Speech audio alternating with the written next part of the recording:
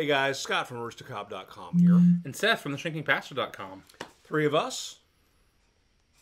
You, me, him. Markwood Men's Breakfast Club. Welcome back for part 2 of this week's series. And we are continuing to smoke Cornell and Diehl's Founding Fathers. And we'll tell you what we think about this when this is all said and done. Actually, Boy is going to continue to smoke. I'm going to set my pipe down because I have some things to show you. So thanks to Pipe Nutter, who has become quite interested in woodworking, he suggested, hey, we should see some more woodworking tools. And this channel is not about woodworking tools, but, you know, it is about sharing stuff that we find interesting. So I have a couple tools to show you, Glenn, and if the rest of you are interested, cool. If not, Boy's got something really cool and techie to show you before we're done. Yeah, I do. So one of the tools I wanted to show you guys is this is a block plane. A block plane is a handy little tool. A lot of carpenters will have on their tool belt one pocket right in the center.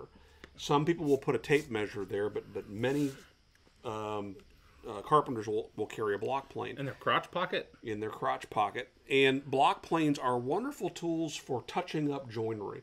So if you've just produced a mortise and a tenon, and the tenon's a little bit tight, you can take your block plane out. Touch, touch. Touch, touch. Put a chamfer on the edge of a board. And this is a... Now, what does a plane do? A plane takes a very minute shaving off of wood.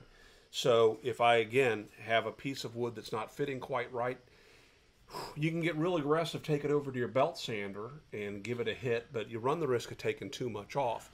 So this is like a Gillette. It's like a pencil sharpener. Okay. Okay, but it's designed for taking a little shaving, like a pencil sharpener does off of a pencil, but taking it off of wood. And I'll unscrew the cap iron on this one right here, and you can see there's the blade or the iron.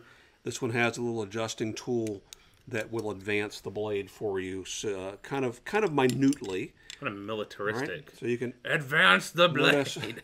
Notice as I'm moving this, the blade is moving. All right, and then the cap iron goes in. In this case, I got this little thumb screw that's going to hold that down, and then we would adjust that to the proper protrusion, how much of that blade we want to expose. This is an old one that I've had for quite a while. Now let's go real modern for a minute here. A lot of people abandon hand planes partially because they didn't know how to sharpen them, partially because they can be a bit finicky in learning how to set them up. And some time ago, a company called Surform came out with these little planes that are like a cheese grater, and they don't give you as nice a finish when you're planing. But if all you're wanting to do is to remove a bunch of material and then you're going to sand it anyway, not a bad tool for real, you know, quick bulk removal. This one is plastic. It's a Stanley. This one's metal. It's a Nicholas. They're the people that make some files. And I also have a number. Like a file. I have a number of tools from a company called Microplane. I own one of those. One of these? Not one of those. Microplane. I have one for my kitchen. Ah, you have a citrus zester. So good. Yeah, so a microplane is a much finer, yet actually more aggressive tool than a Surform. They were able to put more of those little cutters per square inch than a Surform, and they're a little bit less aggressive. However, they're very sharp. Yeah, you don't want to catch your finger in one of those. Yeah, so like this, for example, just a little block of pine can quickly produce a little divot with this one. I've got a number of them, different shapes and sizes, and one of our viewers, it turns out, works for the company who manufactures microplanes. Wow. And so he sent along a care package a little while back. That's awesome. Included, this one's a square version of the one I already own, which is round, and a couple of these, which are rectangular microplanes. That's almost like what the citrus one looks like. Yeah, oh yeah, very, very similar. I was having to zest something for a recipe and was trying to use a cheese grater to zest, and it just was garbage. It would take me 10 minutes easy to zest an onion. I bought the microplane. Zest an onion? You don't zest? Not onion, lemon. Okay. And using what? We've got a grater that has a poor man's microplane attached. Yeah. Bought a citrus microplane and was just shocked. I went, and it's down to white. I mean, it's just gone. And so good. If you ever need to zest for those of you who don't cook, when you put the zest of citrus into a recipe, you only want just that colored surface. As soon as you get into the pith is very bitter. Yeah. The oils, the really essential oils in citrus, are all up there on the colored surface, and you just want to take that top surface off. Well, so this tool, one handle, you can see 2 different size planes that we can attach to it in order to get different coarsenesses. That's not good English. It's all right. I'll allow it. Thank you. Well, back to real planes for a second. I've got a couple block planes, not unlike my Miller's Fall number 55. This one happens to be an old Craftsman plane. And what's neat about this one is it has an adjustable throat. So why that's important, you can see I can increase the mouth or reduce the size of the mouth. Can you see that? By turning a little dial here. And why you would want to do that is when you set a hand plane up properly, you want an opening that's just big enough to allow the shaving that you're bringing out. If you're taking a very aggressive cut and you've got the blade sticking out quite a bit, you got to have the mouth open, or else it's going to get clogged up. Right. So this one allows you to fine tune the sole, the base of the plane.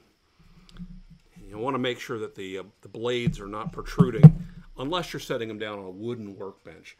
Some people like to put their hand planes on their side on a wooden workbench, and I did that until I scuffed a knuckle on a hand plane one day, and I learned to go ahead and utilize the tool tray in the back of a European-style workbench, set that down on the wood. Somebody said, never do that. You can damage it. I can damage it by setting it down on wood. Have you seen what a plane will do to wood? I don't think so. This is a footprint plane, very similar to that. And many of these are copies of, record. Is it record? No, this is footprint. They were at one time one in the same company. Almost all of these hand planes that we see today are copies of a line of tools that were designed by a gentleman named Bailey, who sold his patents to Stanley. So you'll buy Stanley tools that say Bailey right here on the front, and almost all hand planes are really copies of the Bailey designs. That leads me to this one. This is a block plane made by Woodcraft under the brand WoodRiver. And this is just a standard block plane. They also sell what's called a low angle block plane. So you can see... Wow. That's pretty to look at. It is pretty. This one is made of ductile iron. So duct tape iron? Yes, duct tape iron. And not unlike duct tape, I can drop this on the floor and it won't shatter. Where old hand planes were not made of ductile iron. It was made of the iron of the day, and you can drop them and break them relatively easy. You can see here I can adjust the mouth on that as well. But this one's got a really interesting cap iron here. And that, right there, is what locks this all in place. Okay. Holds the blade down, keeps it from chattering when you're running it across the wood. And it's got a crazy thick blade. Now that all lends to rigidity, and again keeps the blade from vibrating. Right.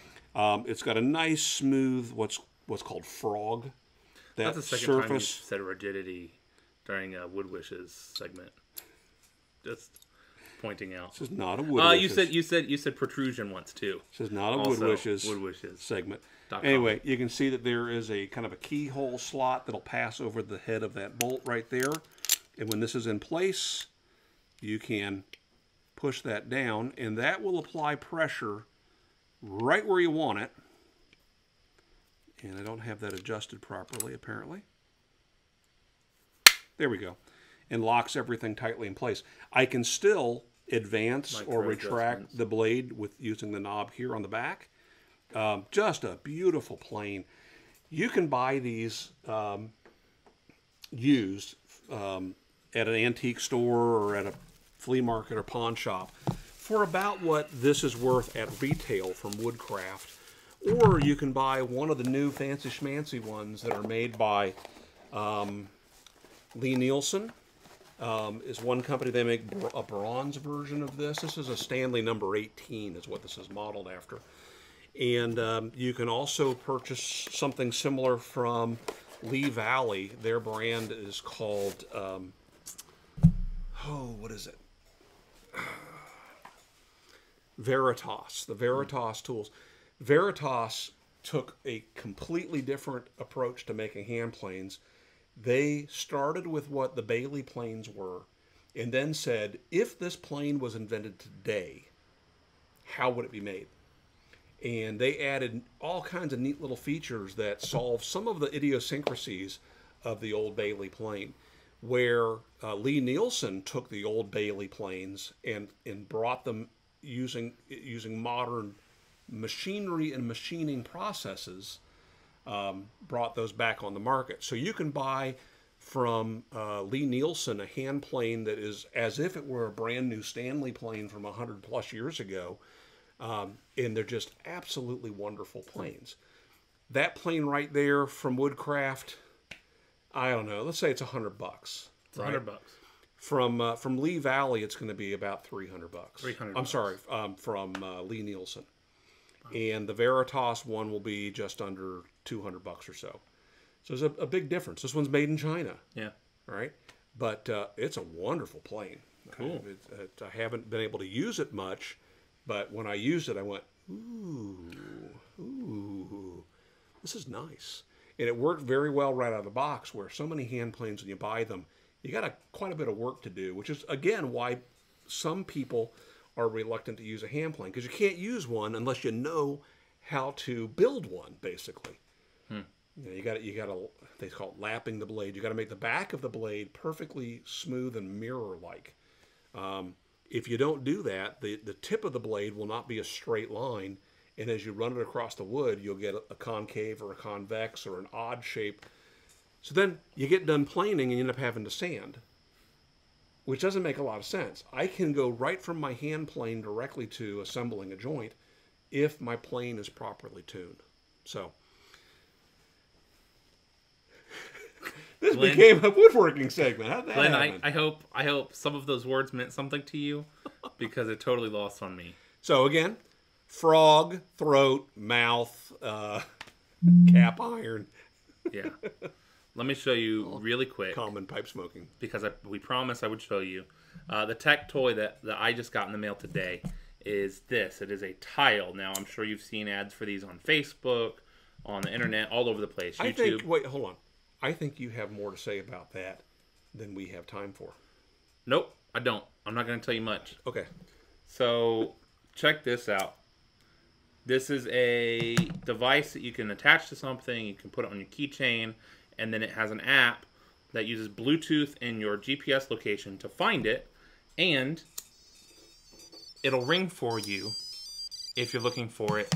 And it tells me exactly where it is. It says, hey, you're close. It's probably only a few feet away. And it'll even tell me, go this way. And so as long as I'm within Bluetooth range, it works. So where might you use that, son? You can attach it to anything that you might be prone to lose. So your keys, your laptop, something you're afraid might be stolen, your remote control, all sorts of things. You can have different ones in the app. You can have them for different locations, purse, whatever. You might arrive at your destination on an airplane and wonder, where is my luggage? You might. And probably right where I put it. And that could be in your luggage and could help you identify where your luggage is. Sure. If you forgot what bag you packed. The other cool thing about this is if I ever lose this and I'm outside of my Bluetooth range, I have the option to click, hey, I lost this item. And in my list, I know that this is attached to my cell phone. Well, no, that's a bad example. This is attached to my keys, and I lost my keys. I was at a party, lost them. Any other user of the Tile app that passes by your lost item, it will automatically recognize, hey, there's a lost item here, and I will get a notification telling me, hey, your item was last seen over here. And so I can go closer and then use my own app, get within range to track it down. So it's like really cool. a geocache travel bug. Kind of, yeah. You can put it on your child. You can put it on things that you're prone to lose. If you go to Chuck E. Cheese, put it on your kid. That way you can find them when they're hiding in the bottom of the ball pit.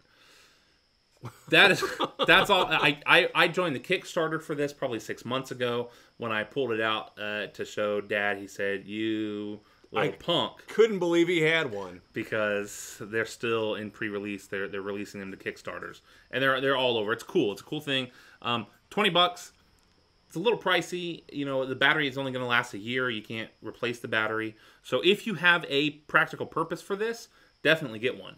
If it's just, otherwise it's just a cool toy. I bought it because I thought it was cool. I don't really have anything that I'm going to put that on or that I'm prone to lose. By the end of this year, someone's going to be able to tell you how to change the battery. Yeah, probably.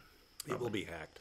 Anyway, that's all we got for today. Thank you guys for watching. What did you think of the tobacco? Yeah, it was fine. It was bitter. I didn't care okay. for it. Nah. It was just okay. Once probably the first quarter of the bowl was fine, and then it just started to get overwhelming. I would like to smoke something good.